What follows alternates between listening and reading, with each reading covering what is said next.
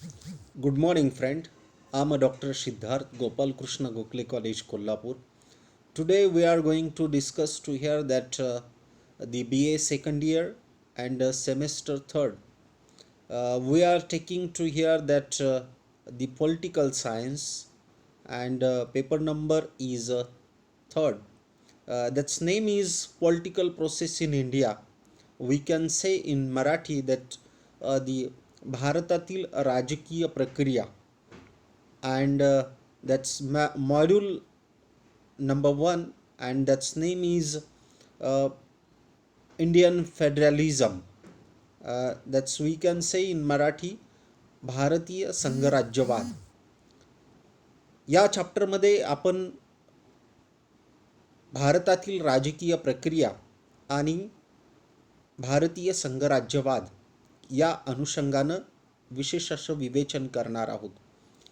भारतीय संघराज्यवाद किंवा संघराज्यवादाचं स्वरूप काय आहे, त्याचबरोबर federal system, Indian federal system, centre state relations आणि त्या अनुषंगानं येणारे कायदेविषयक संबंध, लेजिस्लेटिव्ह रिलेशन्स, त्याचबरोबर प्रशासकीय संबंध, ॲडमिनिस्ट्रेटिव्ह रिलेशन्स आणि लास्टली फायनान्शियल रिलेशन्स, ज्याला आर्थिक संबंध, या अनुषंगानं आपण यामध्ये विवेचन करणार आहोत. तर मित्र हो, भारत हे एक लोकशाही प्रधान असणारं राज्य किंवा स्टेट किंवा देश आहे. भारत हे एक राज्य आहे का संघराज्य आहे, या अनुषंगानं आपण विशेष असं विवेचन या सदरामध्ये करणार आहोत. भारतीय राज्यघटनेत संघराज्य, फेडरेशन हा शब्द कुठेही आपणास आढळून येत नाही. भारतीय घटनेच्या पहिल्या कलमामध्येच भारत हा एक राज्याचा संघ असेल, India that is Bharat shall be a union of states, अशा पद्धतीचं विवेचन आलेलं आहे. भारतीय घटनेत संघराज्य शब्दाऐवजी संघ, युनियन हा शब्द योजलेला आहे आणि या संबंधीचं विवेचन डॉक्टर बाबासाहेब आंबेडकर यांनी युनियन या शब्दाचा अर्थ फेडरेशन असाच घ्यायला पाहिजे म्हणून त्यांनी त्या पद्धतीचं या युनियनबद्दलचं शब्दप्रयोग केलेला आहे किंवा त्यांना त्या पद्धतीचा शब्दप्रयोग अभिप्रेत असावा असंही म्हटलेलं आहे. त्याचबरोबर त्यांच्या मते दक्षिण आफ्रिका, कॅनडा या देशांच्या संघराज्याचे वर्णन फेडरेशन याऐवजी युनियन असेच केलेले आहे. भारतीय घटनेत युनियन या शब्दांची योजना हेतुपुरस्सर केलेली आहे.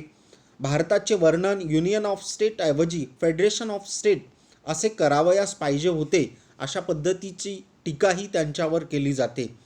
पण डॉक्टर आंबेडकर यांनी या टीकेला अतिशय उत्कृष्ट अशा रीतीने प्रत्युत्तर दिलेले दिसून येते. दक्षिण आफ्रिका, कॅनडा या देशांच्या संघराज्याचे वर्णन फेडरेशन या शब्दाऐवजी युनियन असेच केलेले आहे. भारताचे राज्य हे फेडरल स्वरूपाचे असले तरी लहान लहान राज्यांनी एकत्र येऊन करार करून ते निर्माण झालेले नाही. जरी राज्यकारभाराच्या सोयीसाठी आपण त्याचा घटक राज्यामध्ये विभाजन जरी केले असले तरीही भारत हा अखंड, भारताचे लोक एक आहेत, भारताची अभिसत्ता ही एकच आहे. अमेरिका, स्वित्झर्लंड या देशांच्या संघराज्याप्रमाणे भारत हे संघराज्य जरी नसले तरी भारतीय घटनेने संघराज्यात्मक पद्धतीचाच स्वीकार केल्याचे आपणास दिसून येते.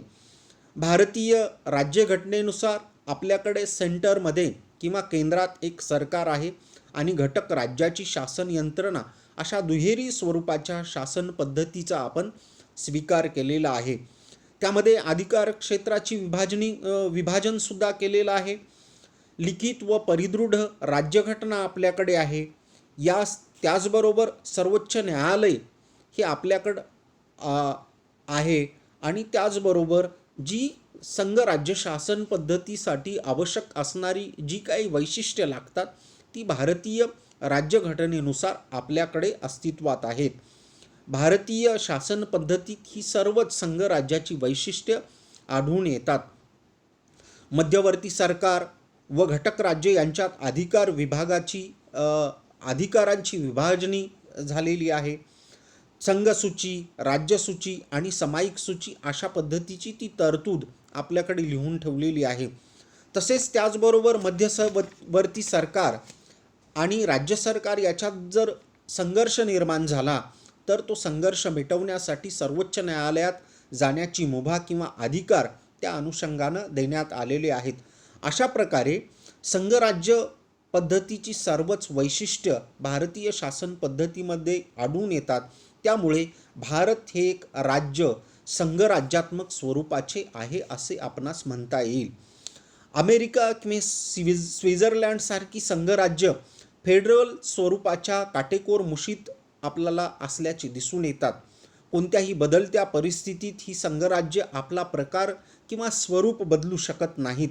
ते संपूर्ण देशासाठी आणि प्रत्येक घटक राज्यासाठीही वेगवेगळी राज्यघटना आहे. तुम्ही जर बघितलं की अमेरिकेसाठी दुहेरी नागरिकत्व किंवा दोन स्वरूपाच्या राज्यघटना, राज्याची आणि केंद्राची, अशा स्वरूपाची स्थिती तिथं आहे. परंतु भारतीय राज्यघटनेनुसार किंवा भारतीय संघराज्यामध्ये घटक राज्यास अशी स्वतःची अशी वेगळी राज्यघटना निर्माण करता येत नाही. संपूर्ण देशासाठी ही एकच राज्यघटना असते. मध्यवर्ती शासनाच्या नियंत्रणाखाली सर्व घटक राज्यांचा हा कारभार चालत असतो. भारतीय राज्यघटना परिस्थितीप्रमाणे एकात्मक किंवा संघराज्यात्मक बनू शकते. हे फार मोठं वैशिष्ट्य आपल्याकडच्या भारतीय राज्यघटनेनुसार देण्यात आलेलं आहे. भारतीय राज्यघटना ही शांततेच्या काळात भारतीय राज्यघटना संघराज्यात्मक स्वरूपात कार्य करते, परंतु युद्धजन्य आणीबाणीच्या काळात ती एकात्मक स्वरूपाची राज्यघटना म्हणून कार्य करते. तुम्ही जर बघितलं असणार पोस्ट कोविड-19च्या नंतर तर याचा किंवा अनेकदा याचा अनुभव आपणास येत असतो. एकदा भारतीय अध्यक्षाने आणीबाणी जाहीर केली की फेडरल राज्यघटनेचा सर्व तजुर्मा हा बदलतो आणि भारतीय संघराज्य युनिटरी राज्याप्रमाणे कार्य करते. राष्ट्राध्यक्षाने आणीबाणी घोषित केली किंवा मध्यवर्ती सरकारने घटक राज्यांच्या अधिकारासंबंधी कायदे बनविण्याचा अधिकार जेव्हा त्याला प्राप्त होतो, घटक राज्याचा कारभार मध्यवर्ती शासनामार्फत चालविण्याचा अधिकार जेव्हा केंद्राला प्राप्त होतो, तेव्हा आपले संघराज्यात्मक स्वरूप बदलून एकात्मक स्वरूप धारण करण्याचा अधिकार भारताप्रमाणे इतर कोणत्याही संघराज्याला प्राप्त नाही, हे आपणास दिसून येतं. सामान्यतः संघराज्याच्या ठिकाणी साचेबद्धपणा आणि कायदेशीरपणा या दुर्बलता असतात. परंतु भारतीय राज्यघटनेने मात्र ऑस्ट्रेलियन राज्यघटनेप्रमाणे संघराज्य शासन पद्धतीमधीलच साचेबद्धपणा आणि कायदेशीरपणा यातून उत्पन्न होणारे दोष दूर करण्याचा प्रयत्न फार मोठ्या प्रमाणामध्ये केलेला आहे.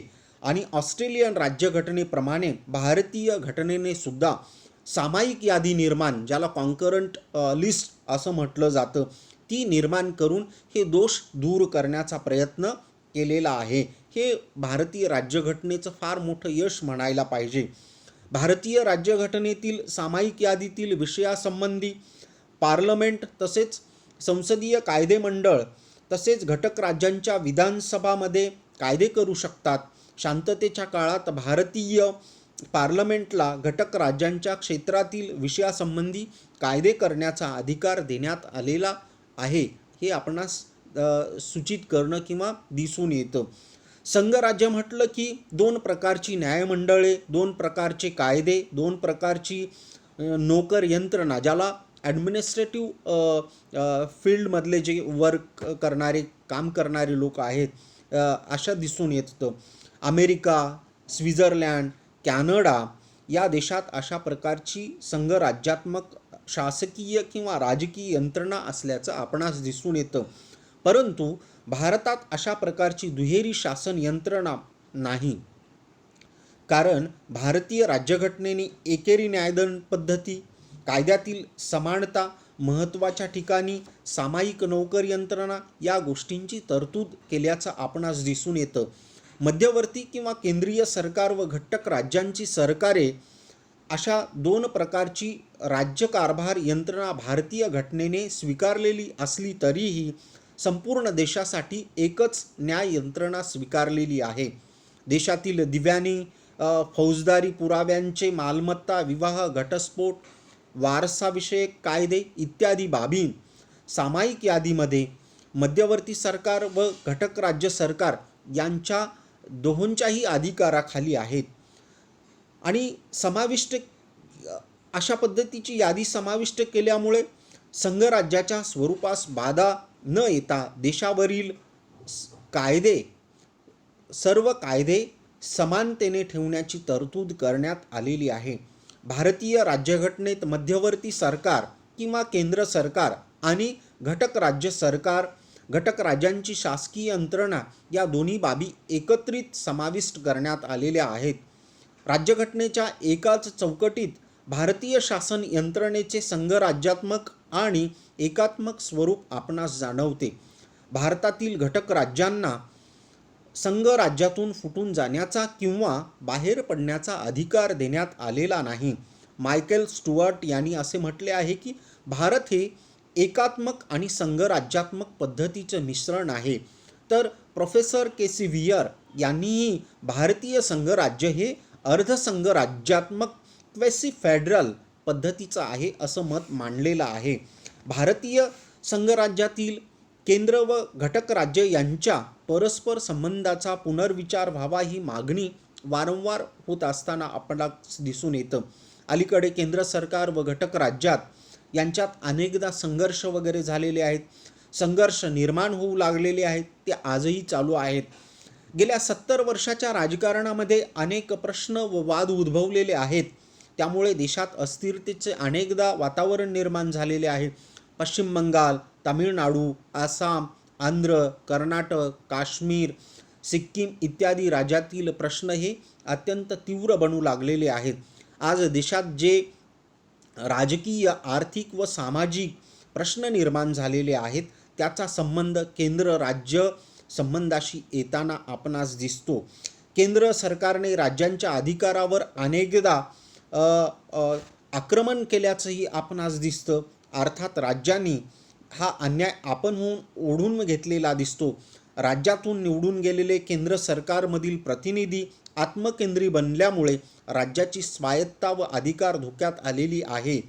तसेच केंद्रातील काही वरिष्ठ नेत्यांच्या आत्मकेंद्रित वृत्तीमुळेही मध्यवर्ती सरकारकडून वेळोवेळी घटक राज्यावर अन्याय झाल्याचं आपणास दिसून येतं. तेव्हा केंद्र सत्ता प्रबल, शक्तिशाली झाली काय, हे सरकारने कोणकोणत्या अधिकारावर आक्रमण केले आहे, राज्याच्या अधिकारावर होणारे आक्रमण दूर करण्यासाठी कोणत्या घटनात्मक उपाय योजावे लागतील यासंबंधीचं विवेचन करणं अत्यंत महत्त्वाचं आहे. तर अशा पद्धतीनं केंद्र, राज्य आणि फेडरल सिस्टम या संबंधीचं विवेचन आपण या भागामध्ये बघितलेलं आहे. यानंतर पुढच्या भागात आपण केंद्र राज्य संबंध या अनुषंगानं विवेचन करणार आहोत. थँक्यू.